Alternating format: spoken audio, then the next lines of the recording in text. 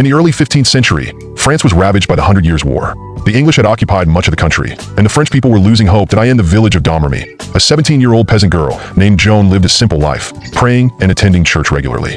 But Joan was different from the others. She claimed to receive visions from God, St. Catherine, and St. Margaret, who told her to drive the English out of France and crown the Dauphin, Charles VII, as king first. Joan's family and villagers thought she was crazy, but her conviction was unwavering.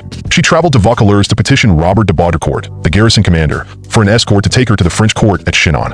Baudricourt dismissed her, but Joan returned, and eventually, he agreed to help her. But Joan's faith inspired others, and she gathered a small group of followers. She cut her hair short, wore men's armor, and carried a white banner with the image of God. Her presence seemingly turned the tide of battle, and she led the French army to several victories. In May 1429, Joan led the siege of Orleans, which had been under English occupation for over a year. After a series of victories, the English retreated, and Orleans was liberated. Joan became known as the Maid of Orleans. But Joan's success was short-lived.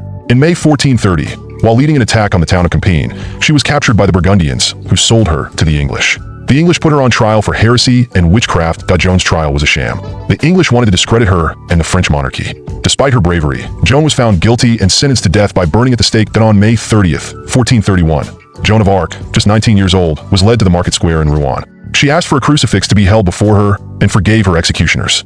As the flames engulfed her, she cried out, "Jesus, Jesus, Jesus." 25 years later, the church declared Joan innocent and declared her a martyr. In 1920, she was canonized as a saint. Joan's story has captivated people for centuries, inspiring countless works of art, literature, and film. Her faith, courage, and determination changed the course of history and continue to inspire people of all beliefs.